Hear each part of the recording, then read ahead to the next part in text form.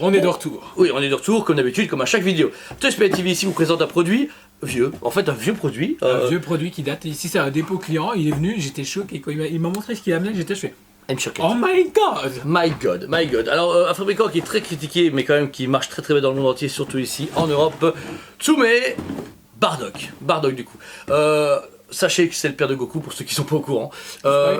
Oui, spoiler alert. Une statue, alors je n'étais pas présent à l'époque, je n'étais pas du tout dans le monde de Tsume. Je sais du statue qui était vendue au Tsume Fan Day. Ouais, exactement. Et vendu au Tsume Fan Day, en prenant un ticket, vous aviez droit à une statue sans vraiment savoir ce que vous achetiez en fait, ce que vous allez avoir. Et au final, c'était pour lancer la gamme Dragon Ball. Voilà, une belle statue qui à l'époque coûtait 400 €, prix du ticket, plus ou moins 400 €. Maintenant, d'après nos estimations, de ce qu'on sait, c'est coté entre 800 et 1500 €. Voire plus même. Voilà, le prix actuellement n'est pas divulgué par le client, même pas ici la vidéo. Le but, c'est pas vous vendre la statue, mais c'est vous la présenter. Elle sera en vente sur le site et en magasin, mais voilà, on vous laisse après faire les check-up.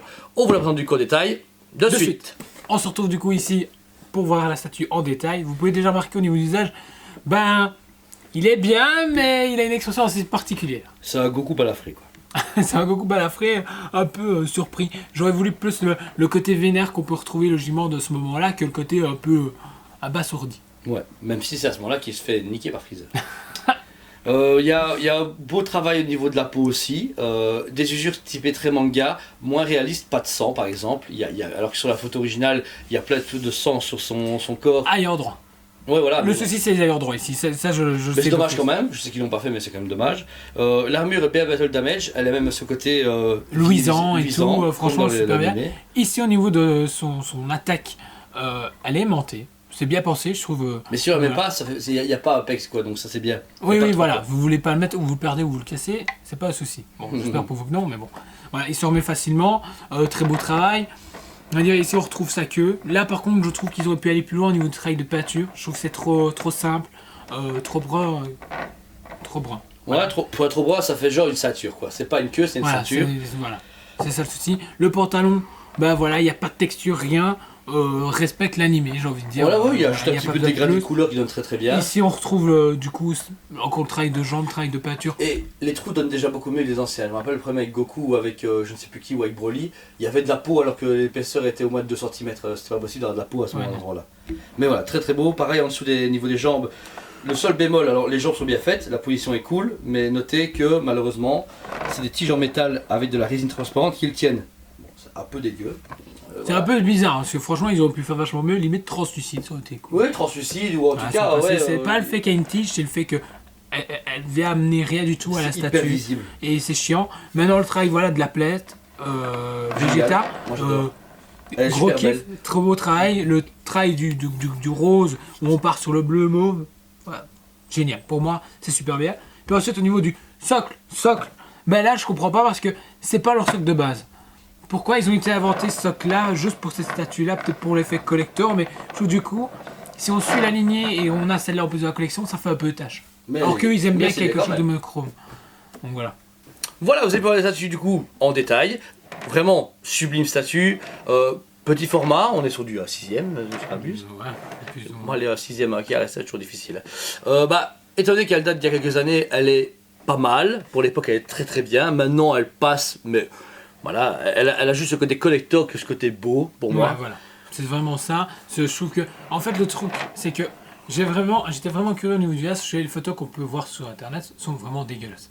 Le visage, au final, ça va. Mais bien. Maintenant, on voit que, heureusement que Tsume a augmenté sa qualité, même si je suis certain que je vais me faire trucider par de personnes. Mais, ça a évolué, ça va. Ça a évolué. Maintenant, on aurait de la texture au niveau du pantalon et tout ça. Là, on n'avait pas. C'est une vieille statue, voilà. On sent que c'est une vieille statue. La conception, comme vous avez pu voir en détail, ces trucs dégueulasses qui ressortent. C'est une tige en métal qui est recouverte d'une résine transparente. Spécial, puis ensuite on est pas sur les socles traditionnels, on est rond oui mais pas dans le même format. Ici ils ont mis un petit dragon et tout, j'aurais dire. Et puis l'idée de sphère est pas mal. En fait moi ici à la place j'aurais mis des nuages. Tu vois, même si c'est une planète où je sais pas. Il y a moyen de mieux faire. Il y a moyen de mieux faire. Genre des mini Saiyans comme si c'était un effet de perspective, ça aurait été cool. Moi personnellement, à l'époque, je lui aurais donné sûrement un 9 sur 10. Vraiment, à l'époque. Rétro-cote. 9 sur 10. Là, je lui donne un bon 7 sur 10. Parce qu'elle est bien, mais même la bande Presto qui est sortie est beaucoup mieux, malheureusement. Bah, Voilà. moi à l'époque j'aurais mis un 8 sur Ok. 10, j'aurais été quand même un peu plus violent. Et puis maintenant j'ai envie de dire, j'ai envie de lui mettre un 6,5. Ouais, bah voilà, c'est une belle statue, voilà. mais c'est ce côté en fait rare collector et Tsume Fan Day que ce côté comme la Broly, la Vegeta, etc. C'est une petite statue cool. Et puis Bardock est un personnage très apprécié des fans. Moi j'adore Bardock, je suis méga fan. Mais voilà.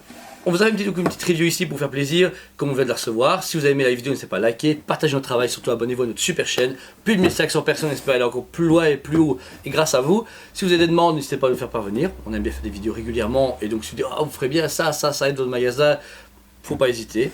Allez voir notre site aussi, toysplay.be, où ces statues est disponible sur le site, et tout le reste du magasin est dessus. N'oubliez pas qu'on a un Facebook, là on publie tout ce que nos arrivages et tout, nos précommandes aussi également. Aussi également, mardi 19h30, on fait des lives. Tous les mardis à 19h30, on est présent. Soit à 3, soit à 2, soit tout seul, ça peut arriver. Mais on est toujours présent. Ah oui, 2x4. 2x4, voilà. Toujours présent pour vous parler de l'actualité des statues, du cinéma, de choses sur les fabricants ou sur les licences qu'on aime vraiment. On est à partager notre travail, on adore ça et surtout le faire avec vous. Voilà. Sur les paroles, on vous dit à très bientôt.